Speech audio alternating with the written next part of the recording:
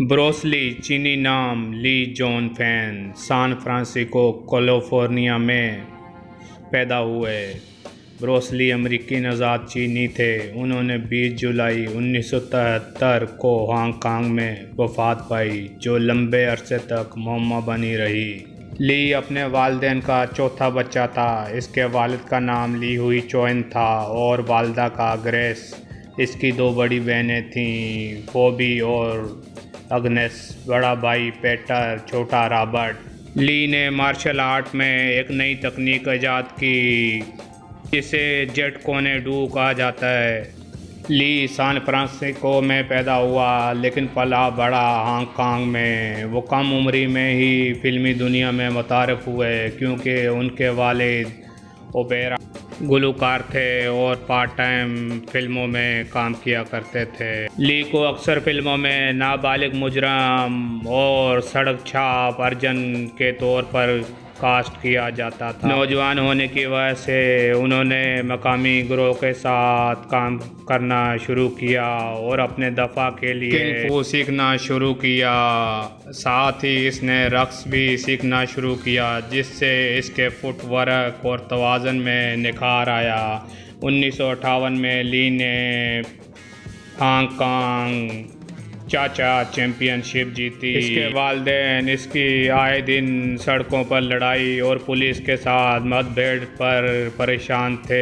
18 साल की उम्र में वालिदैन ने इसे अमेरिका भेज दिया। वाशिंगटन में यूनिवर्सिटी में ड्रामा शटल में रहते हुए इसने अपना मार्शल आर्ट स्कूल खोल लिया और दूसरा स्कूल तलाश के लिए ओकलैंड कैलिफोर्निया मुंतकिल हुआ। इसी दौरान इसने अपनी तकनीक तैयार की, जेट कोने डू, कदीम किंग फो, रेसलिंग, बॉक्सिंग और फ़लसफ़े का मरकब, जिसे इसने रवायती मार्शल के मुकाबले सिखाना शुरू किया। इसने लॉस एंजल्स में एरिया कराटे टूर्नामेंट में किंग फो का मुज़ाहरा करने के बाद टेलीविज़न प्रोड्यूसर को मुतवज्जो किया, जिससे इसे सीरियल दी ग्रीन हॉर्नेट 1966 से 67 में साइड किक का 2 का रोल मिला। दी ग्रीन हॉर्नेट बंद होने पर ली को अदाकारी की मुलाजमत के लिए दुश्वारी का सामना था। उसने मतबादल के तौर पर स्टीव मैकईवन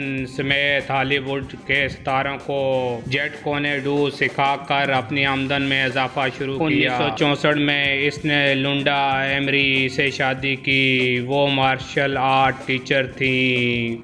शादी के 1 साल बाद इसके यहाँ बेटा पैदा हुआ, जिसका नाम ब्रैंडन ली रखा गया। 1969 में ली को फिल्म में रोल मिला, जिसमें इसने किक बॉक्सिंग और कराटों के ज़रिए पूरा दफ्तर तबाह कर दिया।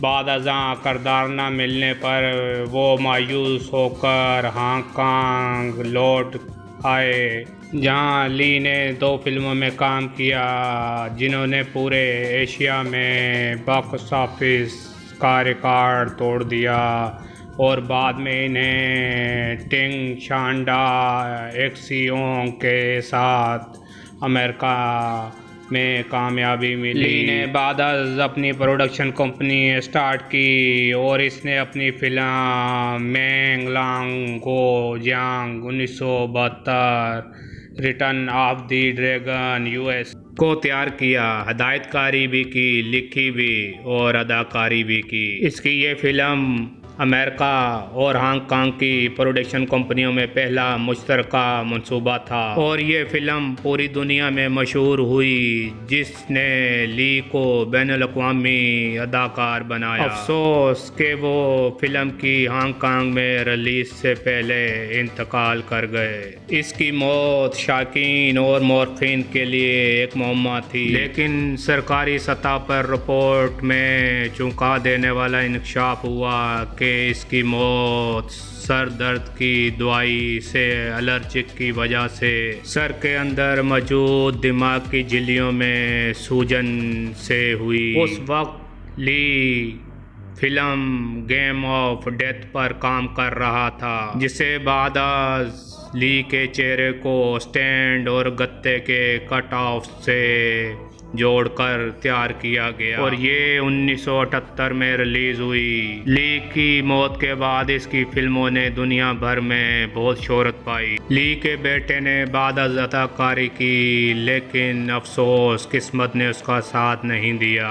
1994 में दी क्रो फिल्म की फिल्म बंदी के दौरान गलत लोड की गई प्रोब गन से गोली लगने से उसकी मौत वाक़या हो गई। उसका नाम ब्रैंडन था। उनकी बेटी शनैन एमरी ली केसलर एक अमेरिकी अदाकारा और कारोबारी शख्सियत हैं। अब वही ली की इकलौती औलाद हयात हैं। अफसोस दोनों बाप बेटों ने शोहरत की बुलंदियों को छुआ, लेकिन किस्मत ने उनका लंबे अरसे तक साथ नहीं दिया। यही बेवफा जिंदगी है जिसका कोई भरोसा नहीं है। उम्मीद करता हूँ ये वीडियो आपको पसंद आएगी। अपनी राय से आगाह ज़रूर कीजिएगा। शुक्रिया।